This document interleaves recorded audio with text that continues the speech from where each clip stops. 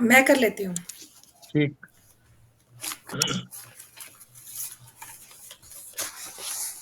ये दोनों करने होते हैं ना शांति मंत्र में?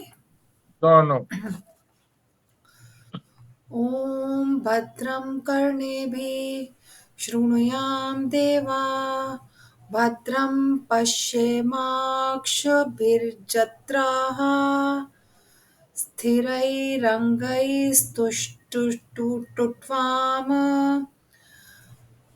सस्तनूभिर्क्षेम देवहितं यदायुः। ओम शांति शांति शांति। इसमें कहा गया है कि हमारे कान हमेशा अच्छा शुभ चीजें देखें, हमारे कान हमेशा शुभ चीजें सुने, हमारे आँख हमेशा शुभ चीजें देखें और हम अपने स्थिर अंगों से जितना भी समय हमारी आयु है उसमें देवताओं की अपने स्थिर अंगों से स्तुति करें और हमारी आध्यात्मिक, आदिदैविक और आदि भौतिक शांति रहे। ठीक। दूसरा श्लोक है स्वस्ति न इंद्रो वृद्धश्रवः स्वस्ति न पूषा विश्ववेदाः स्वस्ति न ताक्ष्योर अरिष्टनेमि स्वस्ति नो बृहस्पतिर्दधातु। ओम शांति शांति शांति। इस श्लोक में कहा गया है कि जो इंद्र देवता है, जो देवताओं के नारायण है, वो हमारा कल्याण करें। जो सूर्य देवता हैं, जो पूरे विश्व का पोषण करने वाले हैं, वे भी हमारा कल्याण करें। जो तेजस्वी सूर्य हैं, जिनका चक्र हमेशा चलता रहता है, वे हमें सारे विनाश से बचाएं और हमारा कल्याण करें। और देवताओं के गुरु बृहस्पति देवता भी हमारा कल्याण करें। ओम शांति।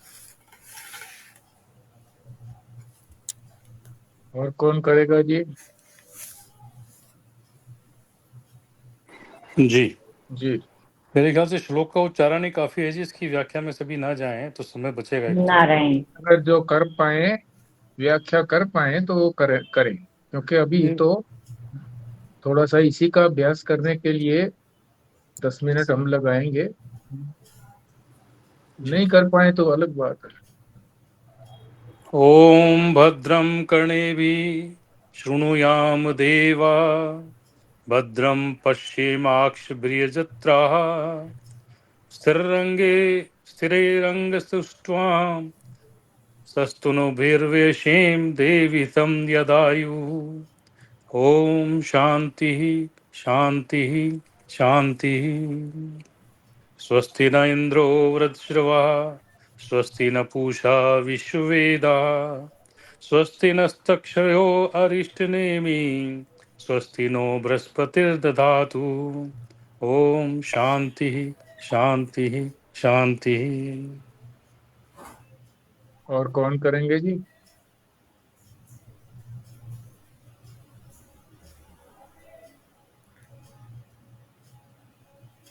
मैं करूं? सबका हो गया? हाँ हाँ करिए। ओम भद्रं कर्मणेभिः शृणुयाम देवा भद्रं पश्यन्च वीर्यजत्रः विस्तरङ्गस्तुष्टुवां तस्तनूभिर्भर्यतेम देवहितं यदायुः। ओम शांति शांति शांति। बस यहीं तक रहने दें। देखो, उच्चारण का मतलब होता है शुद्ध उच्चारण। तो इसको पहले से है ना, मोबाइल के अंदर भी अगर आप इसको डालेंगे तो वहाँ उच्चारण मिल जाएगा। या जो दूसरे लोग बोलते हैं, स्वस्तिका ने बोला उच्चारण, संजीव शर्मा ने बोला, उसको ध्यान से सुने और जहां अपने को लगता है कि ये कुछ शक है, तो उस शब्द को पूछ भी लें कि इस शब्द का उच्चारण कैसे होगा। तो उच्चारण शुद्ध रहना चाहिए। हाँ जी। और कोई बोलेगा? ॐ भद्रं कर्णेभिः शृणुयाम देवा भद्रं पश्येमाक्षिभिर्यजत्रा स्थिरैरङ्गे चतुष्टुवां सस्तनूभिर्वेशेम देवहितं यदायुः। ओम शांति शांति शांति। ओम स्वस्ति न इंद्रो विश्ववा स्वस्ति न पूषा विश्ववेदा स्वस्ति नस्ताश्रयो अरिष्टनेमि स्वस्ति नो बृहस्पति दधातु। ओम शांति शांति शांति। बहुत अच्छे। देखो ये जो दूसरे मंत्र की अंतिम पंक्ति थी, दूसरी पंक्ति, स्वस्ति न तारक्षो, तारक्षो, क्यों र इतनी पहले क्यों बोला गया? क्योंकि ता के बाद क्षय आधा है, तो नहीं बोला जा सकता। और उसके बाद जो है यह है, तो ऊपर जो भी कुछ लगा होता है ना रे, वो उस शब्द से जिसके ऊपर लगा होता है उससे पहले बोला जाता है। तारक्षो, तारक्षो। ठीक आई बात समझ में? क्यों बोला जाता है रे पहले, क्यों बोला जाता है? तारक्षो, क्षय आधा है इसलिए वहां नहीं बोला जा सकता। उसके बाद यह पूरा है, तो यह से के ऊपर लगा हुआ है तो उससे पहले बोला जाएगा। रे जो ऊपर लगा होगा वो उससे पहले। तारक्षो। एक और शब्द मैंने इसी तरह से पहले ही शांति पाठ के अंदर सस्तनु भिर, यहीं पे बोलना है, सस्तनु भिर, क्योंकि आधा व्यय है और यह के ऊपर लगा हुआ है सस्तनु भिर। फिर ये बोलो व्यशेम, सस्तनु भिर व्यशेम, सस्तनु भिर व्यशेम। देख रहे हो ना, जहां मैं बोल रहा हूँ, जिस शब्द को बोल रहा हूँ वो आपकी दृष्टि में रहना चाहिए। और क्यों ये रह पहले बोला गया? सस्तनूर, सस्तनु भी रे, फिर बोलेंगे सस्तनु भिर व्यशेम, सस्तनु भिर व्यशेम, एक और है जी, एक और है जी, बृहस्पति आगे दा के ऊपर रहा है जी। हाँ, बृहस्पतिर, बृहस्पतिर बोलेंगे, फिर दधातु बोलेंगे। बृहस्पतिर दधातु, ये दूसरे श्लोक में अंतिम शब्द है। बृहस्पतिर दधातु, बोलिए बृहस्पतिर दधातु, सभी बोलो। बृहस्पतिर दधातु, बृहस्पतिर दधातु। हाँ जी, बृहस्पतिर दधातु, बृहस्पतिर दधातु। इसी तरह से इसमें पहली पंक्ति में जो शांति पाठ का पहला पाठ है, शांति मंत्र का, इसमें भी है पश्येमाक्षभिर यज्जत्रा, पश्येमाक्षभिर यज्जत्रा, पश्येमाक्षभिर यज्जत्रा, पश्येमाक्षभिर भिर यज्जत्रा। हाँ बोलो, फिर बोलो, और भी बोले। पश्येमाक्षभिर्यज्जत्रा, पश्येमाक्षभिर यज्जत्रा। हाँ जी, पश्येमाक्षभिर्यज्जत्रा। हाँ ठीक है जी। इसी तरह से हम 2-3 दिन ये एक्सरसाइज करेंगे।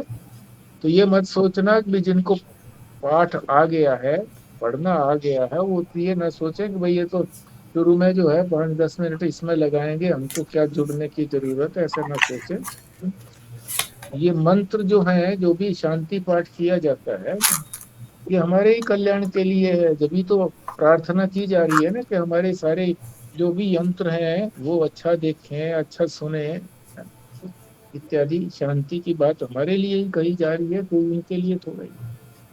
ठीक है जी। एक और है जी, ये सत नु भी व्यर शेम, ये पहले श्लोक के अंदर है। हाँ ठीक है, सबसे पहला श्लोक, दूसरी लाइन। ठीक है। इसमें रह की बात नहीं है जो ऊपर चढ़ा हुआ है, मगर वैसे भी बोलने में थोड़ी सी कठिनाई है, हो सकती है। स्थिरैर, स्थिरै अंग, स्थिरै अंग स्तुष्टुष्वा, स्थिरै अंग स्तुष्टुवा, स्थिरै अंग सित्राई स्तुष्टुवा, सित्राई स्थिरै अंग स्तुष्टवा। स्तुष्टु स्थिर रही अंग स्तुष्टवा। हाँ इसका अगला है जी उसके ऊपर रहा है, इसका अगला शब्द जो है। सित्राई हाँ हाँ, सस्तनुभिर व्यशेम, सस्तन सस्तनुभिर व्यशेम, ये बोल दिया था। तनु भिर भिर, अच्छा भिर हो जाएगा। हाँ जी, व्यशेम, सस्तनु भिर फिर, व्यशेम। हाँ जी, ठीक। अब हम अपने मूल ग्रंथ पर चलते हैं। प्रस्तावना कल हमने प्रारंभ की थी, थोड़ी ही की थी, मगर उसको मैं दोबारा से फिर रिवीजन कर देता हूँ कि क्या कुछ हमने पढ़ना नहीं है।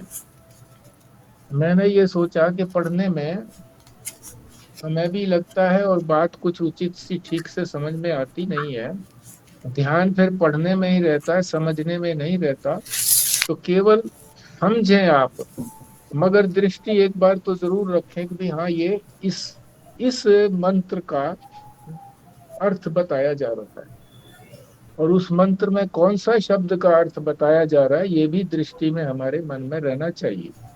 ध्यान, मुख्य ध्यान जो है वो शब्दार्थ के ऊपर रहना चाहिए। तो प्रस्तावना में क्या कहा गया है?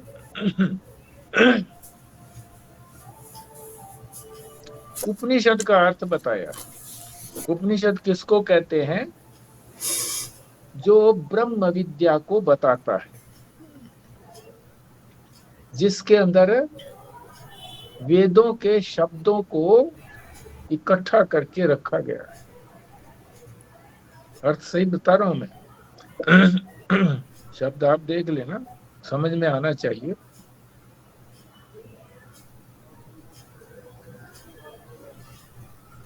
उपनिषद जो है ये वेदों के मूल मंत्र की संहिताएं भी हैं। ये उपनिषद, जो भी उपनिषद हैं, वो वेदों के जो मूल मंत्र हैं, 3 तरह की चीजें इसमें बताई जा रही है। एक तो मूल मंत्र की संहिता। संहिता का क्या अर्थ है? संग्रह, मूल मंत्रों का संग्रह, एक बात हो गई। दूसरा ये है, उपनिषदों के अंदर 3 तरह का वर्णन मिलता है। किन किन के लिए वो वर्णन मिलता है वो बताएंगे आगे। एक तो बता ही दिया कि वेदों के जो मूल मंत्र हैं उसका संग्रह मिलता है, उसको संहिता कहते हैं। दूसरा है, ये तो एक भाग हो गया ना, मंत्र संहिता। दूसरे हैं ब्राह्मण ग्रंथों में भी, आरण्यक ग्रंथों में है। ब्राह्मण ग्रंथों में भी है और आरण्यक में, 3 हो गए। दूसरा हो गया ब्राह्मण ग्रंथ, तीसरा हो गया आरण्यक ग्रंथ। तो 3 हो गए ना। कौन कौन से समझ लें आप दोबारा से। मंत्र संहिता एक, दूसरा ब्राह्मण ग्रंथ, तीसरा आरण्यक ग्रंथ। अब मंत्र संहिता का तो अर्थ बता ही दिया है कि ये मंत्रों का संग्रह है, मूल मंत्रों का। ब्राह्मण ग्रंथ जो है वो किसको कहते हैं?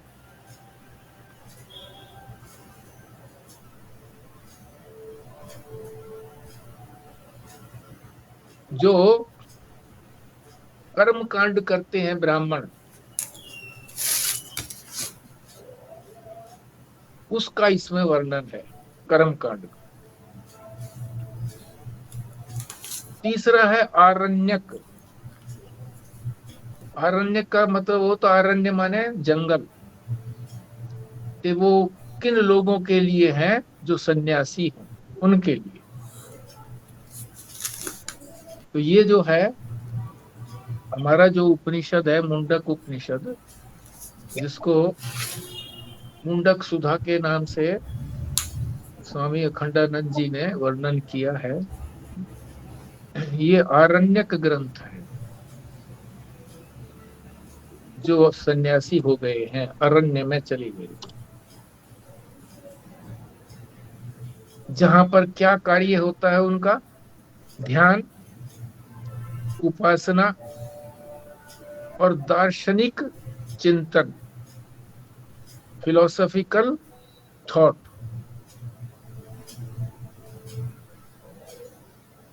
तो ये जो हमारा ग्रंथ है ये इसी तरह से है, ध्यान की बात, उपासना की बात और दर्शन शास्त्र की का चिंतन। तो ये जो हमारा उपनिषद है, मुंडको उपनिषद, ये अथर्व वेद का उपनिषद है। हर एक वेद के अंदर कई कई उपनिषद हैं, तो ये अथर्व वेद का उपनिषद है।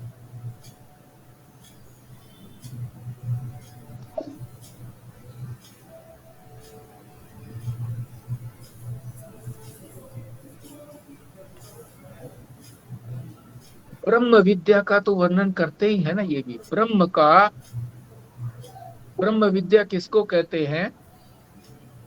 जिसमें ब्रह्म का, यानी ब्रह्म का आत्मा और परमात्मा के रूप में एकता बताते हैं। जो भी ग्रंथ आत्मा और परमात्मा की एकता को बताते हैं, उनमें जो विद्या वर्णित होती है वो है ब्रह्म विद्या। फिर एक बात जो है वो और जरा लंबी बात थी, कल हम उसमें शायद उलझ गए थे आप लोग। उसका सार यही है कि जो कुछ भी इस सारे विश्व के अंदर वर्णन किया गया है, बोला गया है, बताया गया है, उस सारे को वेद समेट लेते हैं। वेद से अतिरिक्त कोई और नहीं है। कैसे समेट लेते हैं? चाहे कोई मकान बनाने की कला का वर्णन करता हो, किसी भी कला का, कोई चित्रकला का करता हो, कोई संगीत कला की बात हो, सबको यथास्थान दे देते हैं। एक उदाहरण से समझें, जो नित्य प्रतिका माताओं का उदाहरण है कि किसी ने बर्तन ला करके दिए, कई सारे बर्तन, ढेर सारे, थैला भर के दे दिया कि ये लो जी, ये हम आपको गिफ्ट देते हैं। अब उसमें थाली भी थी, तो हमने थाली को उठा करके, थाली जहां हम रखते हैं किचन में, वहां रख दिया। कटोरियां थी, वो कटोरियों को कटोरियों के अंदर रख दिया। चम्मच थी, चम्मच को चम्मच के अंदर रख दिया। चक्कू था, चक्कू को वहां पे रख दिया, यथास्थान रख दिया। इसी तरह से जो भी कुछ बोला गया है संसार में, वो सब कुछ वेद में है। तो वेद ने अपने अंदर सबको समा लिया, यथास्थान रख दिया कि यहाँ पर जो है ये मकान बनाने की कला है, यहाँ संगीत की कला है, यहाँ दूसरी चीजें हैं, इसी तरह से। तो ये बात कल हो गई थी, पर आज ज्यादा और स्पष्ट हो जानी चाहिए।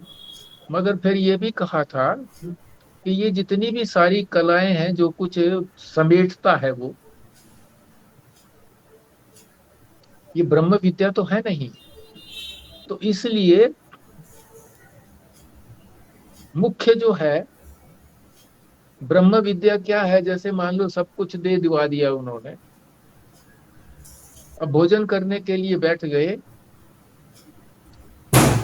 तो मेन भोजन जो है वो थाली और कटोरी और गिलास, ये तो है नहीं, पर रखा जाता है इनको, उपयोगी तो है। परोसी जो जाती है रोटी या चावल, दाल, सब्जी, जो भी, यह है मुख्य। तो मुख्य तो जो बात है वेद के अंदर, वो मुख्य बात है ब्रह्म विद्या। परोसा उसको जाएगा, इनकी सहायता ली जा सकती है।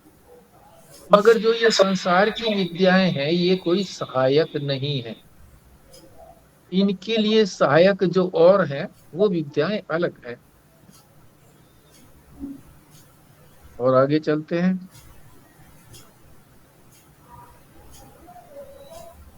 अथर्ववेद के नाम पर बहुत सी उपनिषदें प्रसिद्ध हैं, मगर 3 जो उपनिषदें हैं उनके ऊपर आचार्य शंकर ने भाष्य किया है। महत्वपूर्ण समझ करके भाष्य किया। एक उसमें से हमारा ये जो ग्रंथ जिसको हम पाठ कर रहे हैं मुंडकोपनिषद है, दूसरा है मांडूक्य,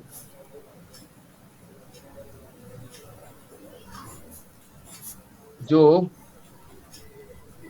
मंडूक जो है, मेंढक जो है, जो तीसरी छलांग में अपने गंतव्य स्थान पर पहुंच जाता है,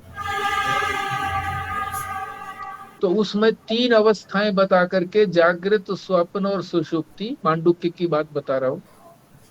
तीसरी अवस्था से कूद करके वो अपने यथास्थान जहां उसने पहुंचना होता है, जो उसकी दृष्टि है मुझे वहां पहुंचना, पहुंच जाता है 3 छलांगों। वो है मांडुक्य उपनिषद। तीसरा है प्रश्नोपनिषद। इसमें प्रश्न किए हैं शिष्यों ने, शायद 6 शिष्य होंगे, उन्होंने गुरु से प्रश्न किए हैं और उनका समाधान गुरु ने किया। तो ये तीनों के ऊपर आचार्य शंकर ने भाष्य किया है, इसलिए ये बड़े महत्वपूर्ण है।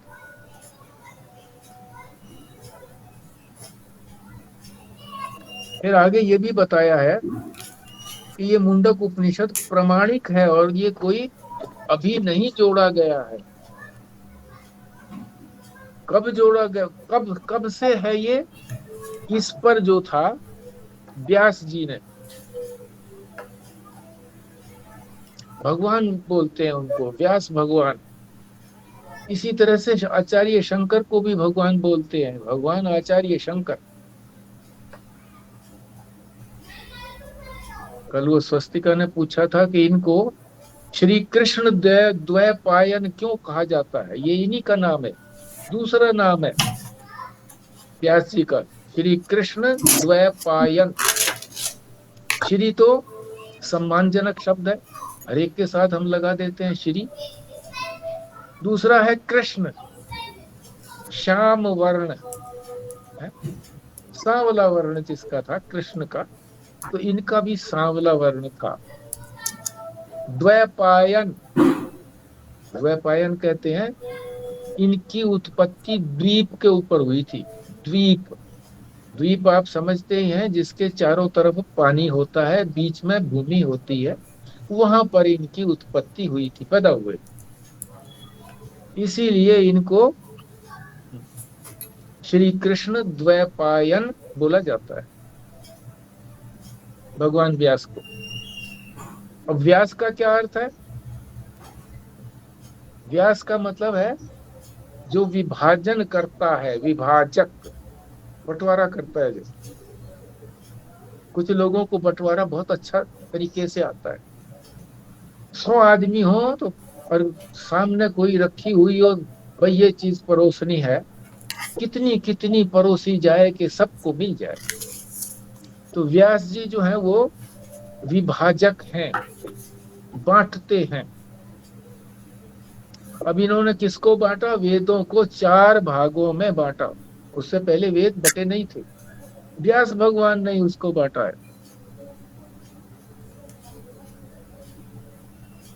और इस प्रकार से इन्होंने ब्रह्म सूत्र की रचना की। उन्हीं सारे वेदों को ब्रह्म सूत्र किसको कहते हैं? ब्रह्म से संबंध रखने वाले सूत्रों का संग्रह।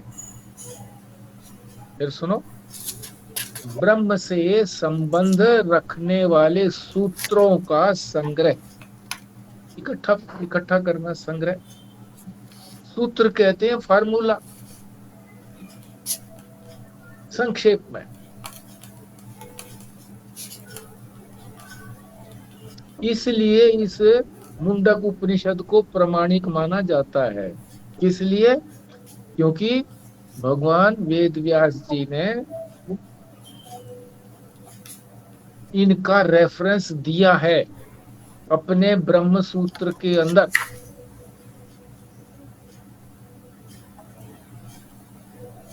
और व्यास भगवान ने वेदों को 4 भागों में बांटा, इसीलिए इनको व्यास कहते हैं, विभाजक, बांटने वाला। व्यास का तात्पर्य ये भी होता है कि जो विस्तार करे, व्यास, व्यास शैली। इस आ गया है, यहाँ पे संदर्भ आ गया है। महाराज जी की, महेशानंद जी की ये बात थी कि जहाँ कोई संदर्भ आ जाए बताने के लिए तो संदर्भ को बोल लो। व्यास शैली कथन की, कहने की या लिखने की 2 शैलियां होती हैं। एक शैली होती है व्यास शैली, जो विस्तार से लिखते हैं या विस्तार से बोलते। एक होती है समास शैली, समास, संक्षेप में। ये दोनों विद्याओं के मास्टर हैं। कौन? व्यास भगवान। कैसे हैं? ब्रह्म सूत्र तो इन्होंने समास शैली में किया है, संक्षेप में। सूत्र लिखे हैं ना संक्षेप में। और जितने भी 18 पुराण इन्होंने लिखे हैं वो व्यास शैली में लिखे। तो भगवान व्यास का बहुत कंट्रीब्यूशन है। भगवत गीता भी व्यास भगवान का ही बोला है। भगवान श्री कृष्ण ने पर व्यास भगवान की शैली से बोला है। ठीक है जी। बीच में टोक दिया करो, कोई बात नहीं समझ में आए तो 2 बार 3 बार बोल देंगे। अब ये जो शब्द एक आया था ना कि आचार्य शंकर ने भाष्य किया है 3 उपनिषदों पर, जिसमें एक उपनिषद जो हमारा पाठ कर रहे हैं ये उपनिषद है मुंडक। तो भाष्य का क्या अर्थ है ये समझ लो ठीक तरीके से। जो मूल शब्दों का अर्थ बताए, जो भी उसमें शब्द आए मूल, उसका अर्थ बताए और अन्वय भी बताए। अन्वय का मतलब है कौन कौन से अक्षर उसमें जुड़े हुए हैं, अन्वय।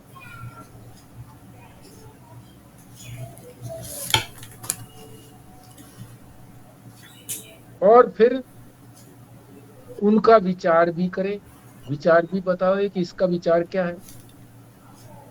अर्थ तो केवल एक शब्द हो गया, शब्द का अर्थ बता दिया।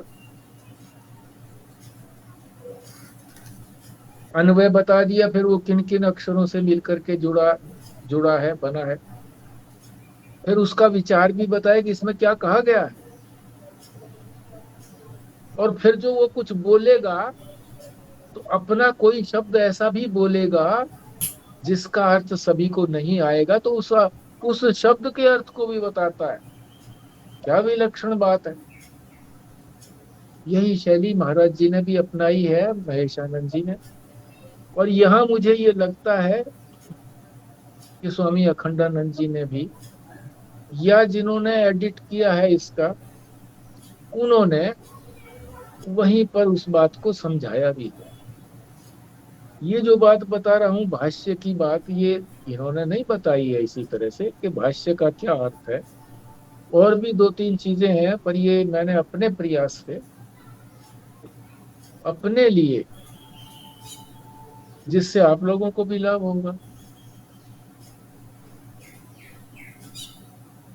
तो भाष्य, मूल शब्द का अर्थ, फिर अन्वय, अलग अलग अक्षर, फिर वो क्या विचार है, इस पर विचार भी रखा है अपना, और जो अपना विचार रखा उसके अंदर जो शब्द आया जो सबकी समझ में नहीं आएगा उसका अर्थ भी बताया। इसको कहते हैं भाष्य। तो कुछ छूटा नहीं ना भाष्य से। इसीलिए जितने भी बड़े महात्मा हैं वो सारे शंकर भाष्य के अनुसार ही अर्थ करते हैं। अगर कोई शंकर भाष्य के अनुसार अर्थ नहीं करता तो वो प्रमाणिक नहीं माना जाता। शंकर भगवान जो है ना, ये आचार्य शंकर भगवान शंकर के ही अवतार थे।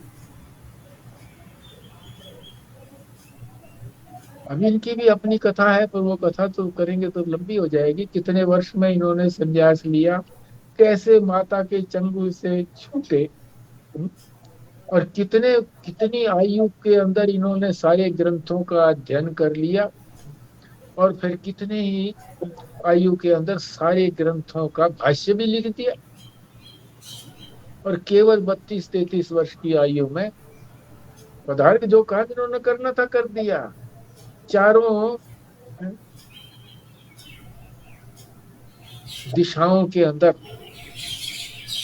जो आश्रमों की स्थापना की है वो भी इन्हीं की कंट्रीब्यूशन है। और जो भी उस समय में जो प्रचलन ज्यादा था बौद्ध मत का है, उनको भी परास्त किया, और भी जो कोई था ऐसा सबको परास्त किया इन्होंने। बहुत लंबा चौड़ा इनका योगदान है। ये भगवान ही है। तो एक तो भाष्य की बात आ गई। अब देखो मैंने समझा तो मैं ये और भी दूंगा। एक शब्द आता वार्तिक, एक शब्द आता विवर्ण, एक शब्द आता वृत्ति। तो ज्यादा विस्तार हो जाएगा, आपकी स्मरण शक्ति में नहीं रहेगा, तो हम भाष्य तक ही सीमित रहते हैं। आगे चलते हैं।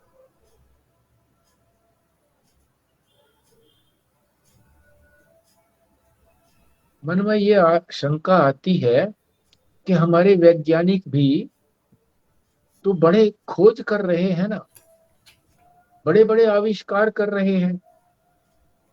तो कोई दिन ऐसा आएगा कि ये भी अब ब्रह्म विद्या को, आत्मा को, परमात्मा को, मैं को, जो हमारी मैं है शुद्ध आत्मा, इसका भी ये खोज कर लेंगे, अनुसंधान करके बता देंगे। तो कहते हैं नहीं, विज्ञान के जितने भी आविष्कार हैं वो संसार के स्थूल पदार्थों का परीक्षण करते हैं, स्थूल। और वो है स्थूल जो है वो है जड़। मैं की जांच ये करते ही नहीं तो पहुंचेंगे कैसे मैं तक? मैं तो परमात्मा है, आत्मा है, वहां तक पहुंचेंगे कहीं नहीं पहुंच सकते।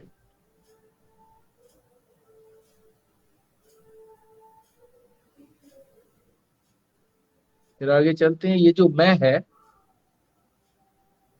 इसी में तो हमको सब कुछ क्लेश भी होता है, और मैं को सही जानकारी हमारी प्राप्त हो गई तो आनंद में भी हिलोरे लेंगे। तो मैं में जो हमको सुख दुख प्रतीत होता है उसकी असलियत क्या है? तो बताया है कि ये कल्पित है, कल्पित। ये पृष्ठ संख्या 12 पर अंतिम पंक्ति है। ये देखना चाहे देख ले कोई। कल्पित है, सुख दुख कल्पित है, असली में नहीं है। तो असली में नहीं है तो इसका निराकरण कैसे होगा?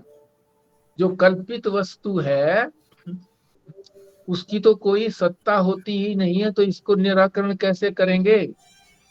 अब ये 13वां जो पृष्ठ है, इस पर ऊपर की पंक्ति में चले गए हैं हम। तो कह रहे हैं ये जो दुख है ये हमने अपने ऊपर आरोपित कर लिया है, अध्यारोप किया है। दुख कि मेरे को दुख हो गया, तो मेरे को तो कभी दुख होता ही नहीं, आत्मा को तो कभी दुख होता ही नहीं, पर मैं को मान लिया हमने कि इस पे दुख हो गया। इसलिए इसको दूर करने के लिए केवल इसको इसको हटाना ही है, अपवाद ही करना है कि ये वास्तविक नहीं है। अपवाद का मतलब ये है कि जो वास्तविक वस्तु नहीं है उसको हटा दो, बस इतनी सी बात है, और कोई उपाय नहीं करना।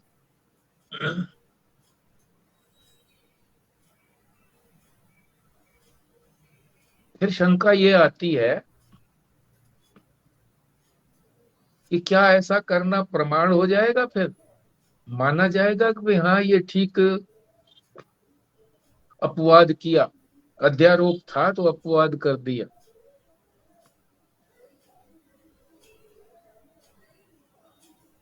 तो प्रमाण के लिए शास्त्र प्रमाण है। शास्त्र कहता है कि ये अध्यारोप किया हुआ है, हमने अपने ऊपर लाद लिया है, सुख और दुख है नहीं, इसलिए इसको उतार के फेंक दो, अपवाद कर दो। शास्त्र ने बताया हमको। अब शास्त्र को भी प्रमाण हम कैसे माने, इसको भी बता रहे हैं कि उन्होंने ये भी तो कहा है शास्त्र के अंदर कि ये कर्म करोगे तो ये पुण्य होगा, ये कर्म करोगे तो पाप होगा।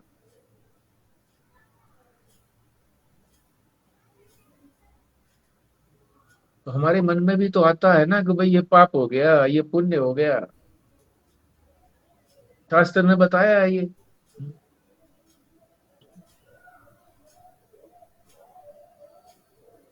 तो ये पाप और पुण्य भी जो है ये भी हमारे अपने ऊपर हमने लादे हुए हैं। इसका कैसे निराकरण करेंगे कि शास्त्र ने बताया है कि ऐसे करने से पाप होगा, शुभ करने से पुण्य होगा, अशुभ करने से पाप होगा।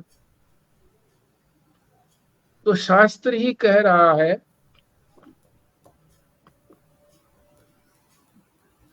कि ये कल्पित है, इसी से हम बंधन में आ गए ना, सुख दुख से ही तो बंधे हुए हैं हम। सुख चाहते हैं, सुख मिलता भी नहीं है, बंधन में आ गए। तो शास्त्र कहता है ये भी कल्पना है, बंधन की भी कल्पना है कि हम बंधे हुए हैं, कोई बंधे हुए नहीं है, मान्यता है हमारी।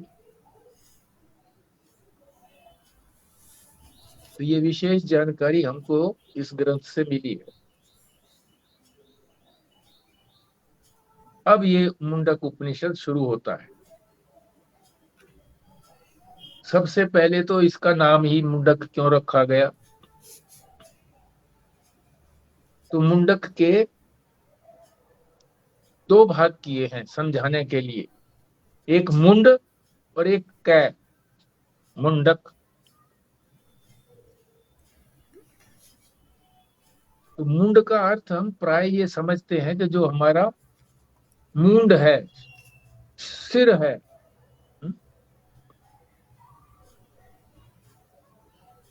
ये होगा, फिर ये सिर होगा, ये उपनिषद सिर होगा। तो कहते हैं सिर नहीं है। शरीर के चार भाग करके बताया है। एक हमारा स्थूल शरीर है जो हमको दिखाई दे रहा है, एक हमारा सूक्ष्म शरीर है जो हमको दिख नहीं रहा, आंख का नाक आदि दिखते थोड़ा ही है, ये तो इनके रहने की जगह है जो दिख रहे हैं, सूक्ष्म है। एक कारण शरीर है जिससे ये दोनों शरीर पैदा हुए, जिससे निकले और उसी में लीन होंगे। कारण का मतलब अज्ञान, अज्ञान से निकले और अज्ञान में ही लीन हो जाते हैं। तो चौथा कौन सा हो गया, मुंड। चौथा भाग कौन सा हो गया, उसको कहते हैं तुरीय। तुरीय, स्थूल सूक्ष्म कारण तीन हो गए। इनकी तो हमको जानकारी है कि हमारे में अज्ञान भी है और शास्त्र ने जब ये कहा है कि इसी अज्ञान से ये तुम्हारा सूक्ष्म शरीर भी निकला और स्थूल शरीर भी निकला, तुरीय की जानकारी हमको नहीं। ये जो आपने ये कारण शरीर बताया, कारण का कारण ये नहीं हुआ कि जो इन दोनों शरीरों का कारण है वो अज्ञान थोड़ी है, वो तो परमात्मा है। नहीं, वो तो कार्य कारण से परे है, वो कारण भी नहीं है। वो तो जब माया का रूप धारण करके ईश्वर बनता है तब वो कारण कहलाता है। ईश्वर कारण है।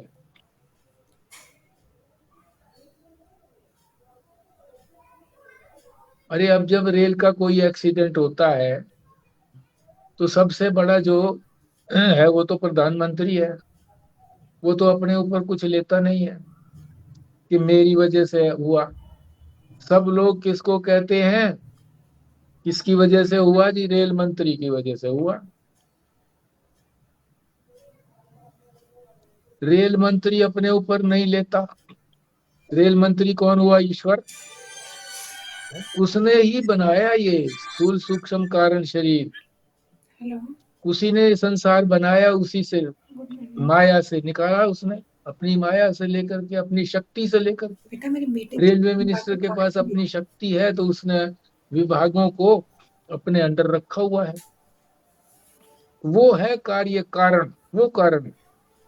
सारे कार्यों का कारण वो है ईश्वर। और वो जो प्रधानमंत्री है वो किसी का कारण नहीं है, ना कार्य है ना कारण है। आप समझ गए हो तो ठीक है। कारणातीत है। हाँ जी। तो ये जो कै जो है ना, ये वो तुरीय है, मूर्धन्य, शिरोभाग, सिर का भाग। कह तो रहे हैं सिर ये, मगर ये वाला हमारे वाला सर सिर नहीं है। सिर का भाग मूर्धन्य, मुकुट कहो इसको। यही जो तुरीय है, ये मुकुट है, यही तो ब्रह्म है। और वो जो ब्रह्म है तुरीय है, वो है कै। कै मुंड का तो हमने समझ ही लिया कि मुंड के 3 ही भाग हैं मुंड के। तो चौथा जो है वो तो तुरीय है। मुंड के 3 भाग कौन से हो गए? स्थूल, सूक्ष्म और कारण शरीर। और जो तुरीय है वो है कै, वो है ब्रह्म। कै का मतलब होता है सुख।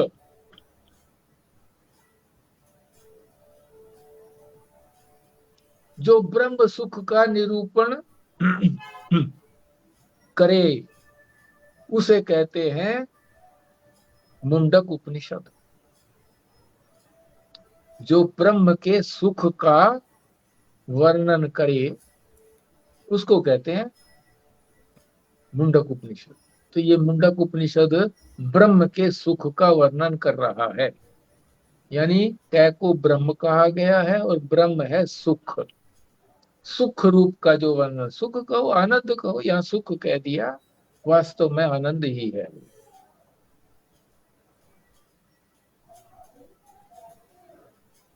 जैसे अंग्रेजी में कहते हैं ना भाई, हेड मास्टर, सबका हेड है। इसी तरह से ये जो तुरीय है ये हेड है।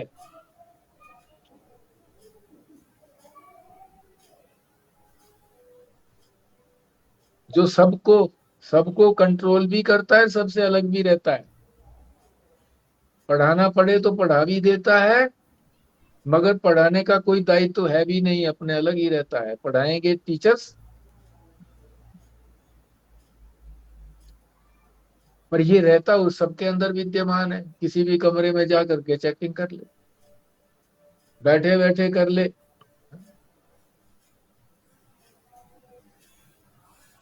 तो ये हो गया मुंडक का अर्थ। समझ गए हो गया आप? मुंड और कै, मुंड के 3 भाग बता दिए।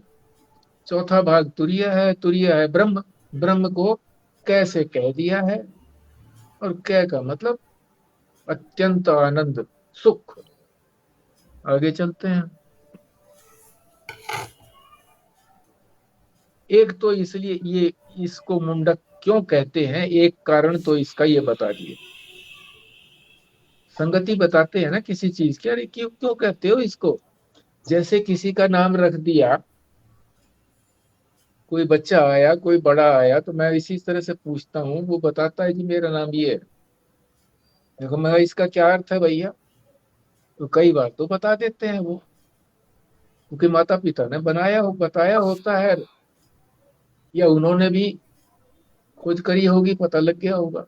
कई नहीं बता पाते, बच्चे नहीं बता पाते तो माता पिता बता देते हैं, माता पिता नहीं बताते तो मैं बता देता हूँ।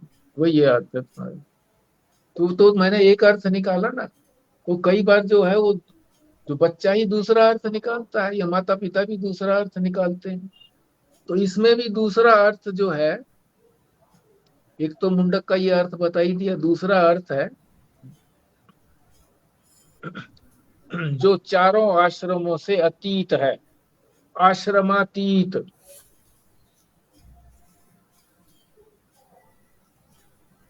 ब्रह्मचर्य आश्रम, गृहस्थाश्रम, वानप्रस्थाश्रम, संन्यासाश्रम, चारों से अतीत है, परे, उसको कहते हैं आश्रम अतीत परे। कौन होता है आश्रम अतीत? अवधूत। अवधूतों ने इसको अपनाया है, मांडुक्य उपनिषद को, इसलिए इसको मुंडक उपनिषद को, इसलिए इसको मुंडक कहते हैं। एक कारण पहले आ गया था, दूसरा कारण ये आया कि अवधूतों ने, जो आश्रमों से भी परे हैं, अब कोई आश्रम नहीं है, आश्रम में तो दायित्व होता है कि ये करना है ये करना है। ब्रह्मचारी आश्रम में उनकी जिम्मेवारी होती है कि पढ़ो, गुरु की सेवा करो।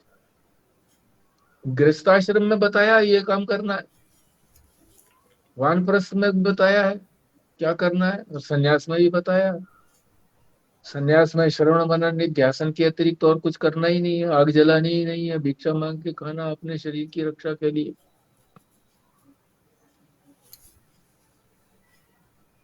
मगर जो अवधूत है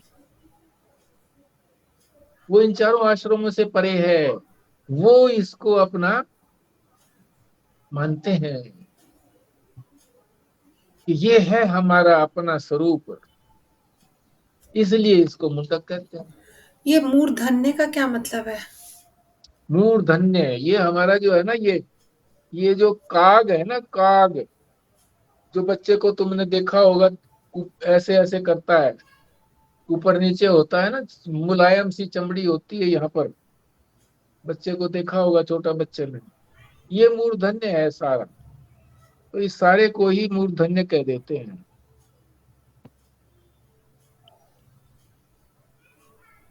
मूर्धन्य पुरुषों को, महापुरुषों ने मूर्धन्य पुरुषों को, मतलब सबके जो सरताज हैं, ताज जो है वो सारे, राजा भी है ना, राजा से अलग भी है वो ताज, मगर उस ताज की ही कदर होती है। सेना की जब वो टुकड़ी को संचालित कर रहा होता है युद्ध के अंदर, घोड़े पर बैठ करके या हाथी पर बैठ करके, जब तक उसका ताज दिखता है सेना के सैनिकों को, तब तक बड़ा उत्साह रहता है, हमारा साथ है, हमारे जिंदा है। जहां उसका ताज गिर गया तो उनको पता नहीं लगता कि ये कौन है कौन नहीं। हाथी पे और भी होते हैं, उसके जो और अंग रक्षक भी होते हैं, दूसरे भी होते हैं। सबसे पहले इसी तरह से भगवान राम ने रावण के ताज को गिराया था।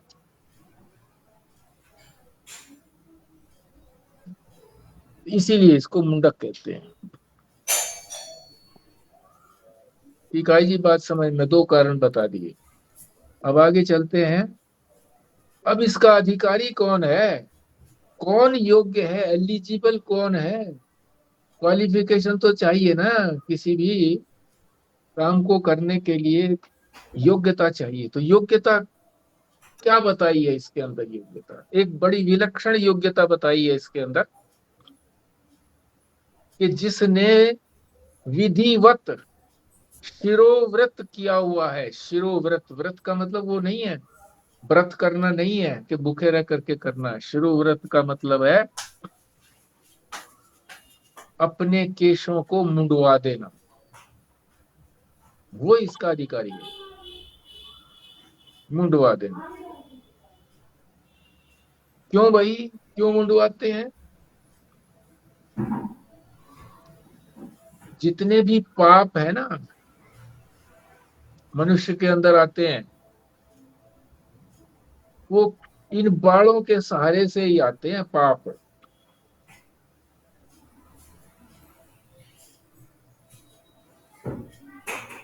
आप कहोगे जी पाप तो मनुष्य के हृदय में रहते हैं, ठीक बात है, हृदय में रहते हैं, पर वहां ये स्थायी नहीं है, इसलिए निश्चिंत नहीं रह सकते, क्योंकि वहां परमात्मा का भी तो निवास है। जब परमात्मा को भजन करने लगता है आदमी, तो वो पाप निकल जाते हैं वहां से, हृदय से।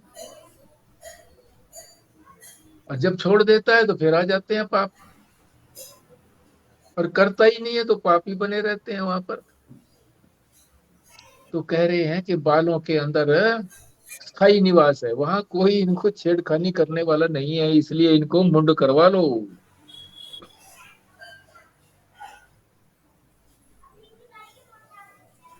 जितने भी मल है ना, मल, ये पाप भी तो हमारे मल है ना। मल विक्षेप आवरण जो बताए थे, मल है, तो ये भी तो मल है। और भी मल है हमारे जो निकलते हैं, नखून है।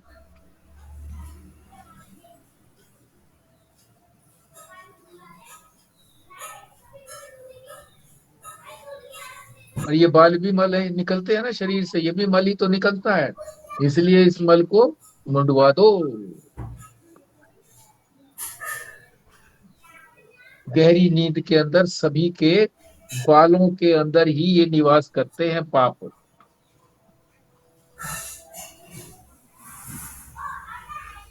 इसीलिए कहा है कि तीर्थ में जाकर के केशों को मुंडवा लेना चाहिए, सिर मुंडवा लेना चाहिए। हम जब बहुत पहले की बात है, 1975 की बात होगी भाई, 1975 की, जब सारे हिंदुस्तान की यात्रा करी थी, बस से गए थे, तो वो भी मंदिर पे दर्शन हमने किए थे, कि जहाँ, कौन सा मंदिर है भाई बताओ, संजीव शर्मा जी, और भी बता, कृष्णा जी भी हैं, कौन सा, जहाँ बाल मुंडवा करके वो बहुत पूजा हो। रामेश्वरम में, हाँ है। ये तिरुपति रामेश्वर, तिरुपति बालाजी है जी, तिरुपति बालाजी। तिरुपति बालाजी, तिरुपति बालाजी में, अरे बड़ी बड़ी लंबी लंबी लाइनें थी, और वहां स्त्री पुरुष सभी ओ मुंड करवा करके स्त्रियां वो खड़ी हुई। अच्छा, उस वक्त इतना शास्त्र अध्ययन नहीं था, मैंने कहा देखो क्या बेवकूफी करते हैं। और वहां बाड़े लगे होते थे, वहां नाइया का फुर्सत नहीं मिलती थी। तो ये कहा गया है कि तीर्थ स्थल में जाकर के मुंडन करवाओ, है, क्योंकि इन पापों को लेकर के गंगा जी में स्नान करेंगे क्या? पापों को लेकर के तिरुपति बालाजी में उनके दर्शन करेंगे क्या भगवान के? नहीं, पहले मुंडन करवाओ। काशी में भी होता है मुंडन। हाँ, काशी में भी होता है, और यहाँ अब ये कुंभ हुआ था, वहां भी लोग करवाते हैं, मुंडन करवाते हैं गंगा जी में स्नान करने से पहले। प्रयागराज में भी मुंडन होता है, मुख्य तीर्थ क्रम वहां पर, ये मुख्य तीर्थ क्रम है, सबसे पहले तीर्थ क्रम है। अच्छा, फिर सवाल ये आ गया कि जो सधवा स्त्री है, अभी पति जिनके जिंदा है, जो विधवा है, उनके लिए तो नियम ही है ये कि बाल न रखें, कटवा दो। अब ना पालन करें तो बात अलग है, धर्म तो यही चलता है। क्योंकि अब उन्होंने सौंदर्य किसको दिखाना है? जो साधुआ है उनके लिए क्या बताया है कि 4 अंगुल ऊपर ऊपर के बाल कटवा दो, बस उनका मुंडन हो गया। शास्त्र जो है ना, सनातन धर्म जो शास्त्र है, ये सबके लिए है, सबको उपाय बताता है। अपनी समस्या बताते हैं तो उपाय बता देते हैं। 4 अंगुल कटवा लो केश के ऊपरी भाग को, केश मुंडन हो गया।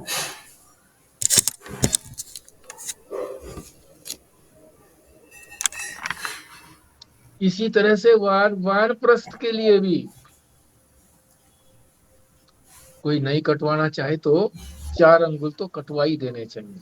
वानप्रस्थी के लिए भी 4 अंगुल केश कटवा देने की विधि है। जो लोग रखते ही जो लंबा लंबा है, जूट जटाधारी, उनके लिए तो नहीं है।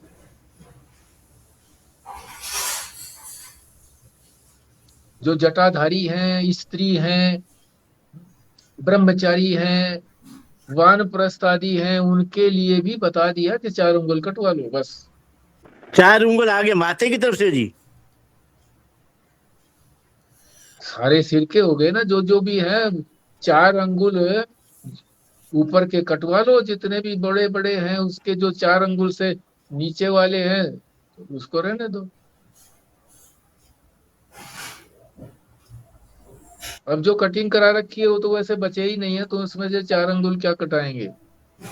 जो बड़े हैं उसी में से कटवाएंगे, माथे के हों या बीच के हों, कहीं के भी हों। वो अधिकारी है। ठीक है जी, बात समझ में आ गई ना ये?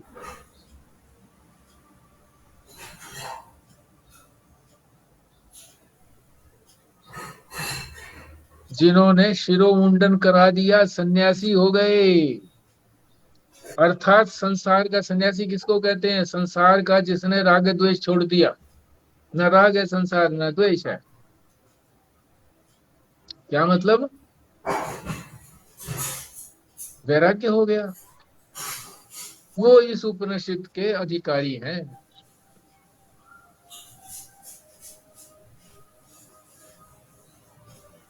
तो मुख्य बात तो हो गई राग द्वेष त्याग की, वैराग्य की। कोई भी उपनिषद हो, गीता हो, वैराग्य की अत्यंत आवश्यकता है। महाराज जी से मैंने पूछा था, मैंने कहा जी भक्ति सरल है क्या? कहते हैं लोग भक्ति तो सरल है। बोले देखो सरल तो नहीं है, पर इस परिप्रेक्ष्य में सरल कह सकते हैं कि इतना वैराग्य नहीं चाहिए उसके अंदर जितना वैराग्य ज्ञान मार्ग में चाहिए।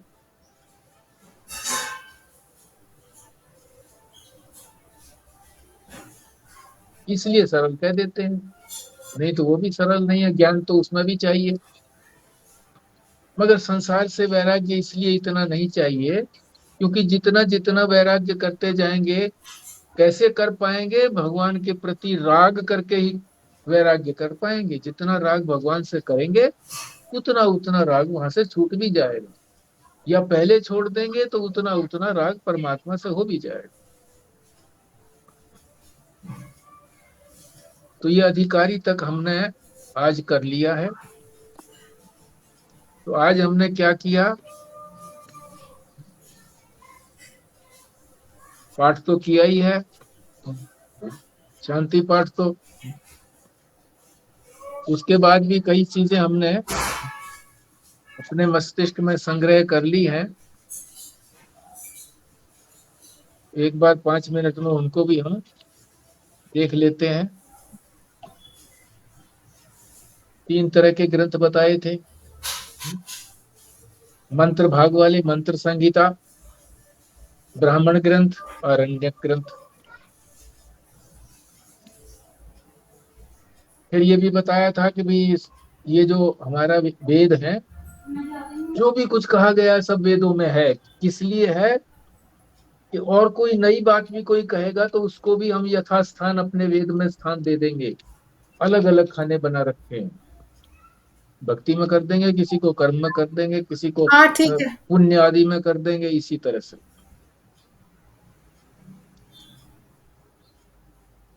पर जो उपयोगी नहीं है वे इसमें ब्रह्म मार्ग में उपयोगी नहीं है, ब्रह्म विद्या में उपयोगी नहीं है, उनको हम नेति नेति कह देंगे कि ये नहीं है, नहीं है, नहीं है का मतलब हमारे काम के नहीं है। आचार्य शंकर ने 3 उपनिषदों पर भाष्य किया है,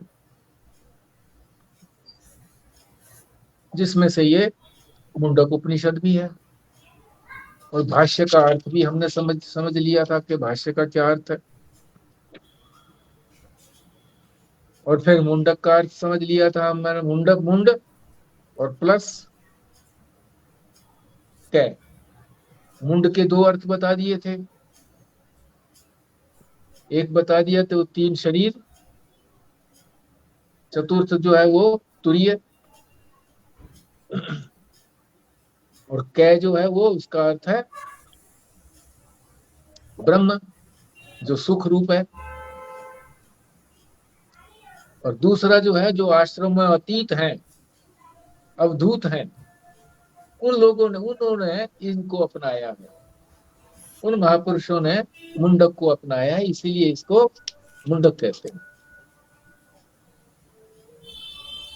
फिर अधिकारी की बात आई, शिरोव्रत यानी सिर का मुंडन कराना या 4 अंगुल कटवाना।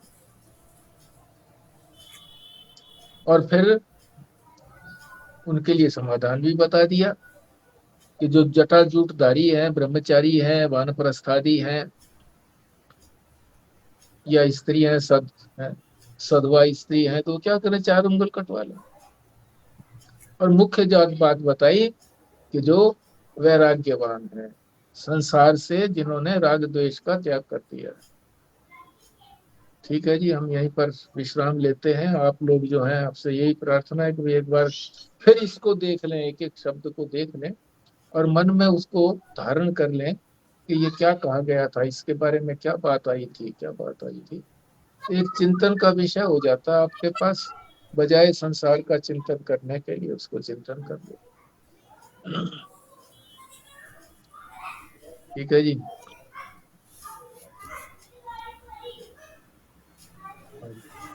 हाँ, करिए बिमला जी, अब पूर्णाहुति करिए। जो पहले वाली है वो। हाँ जी, हाँ जी।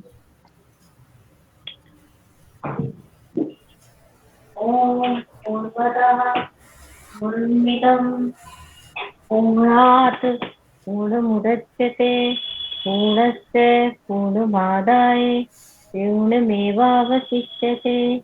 ओम शांति शांति शांति। नारायण नारायण नारायण। नारायण। नारायण।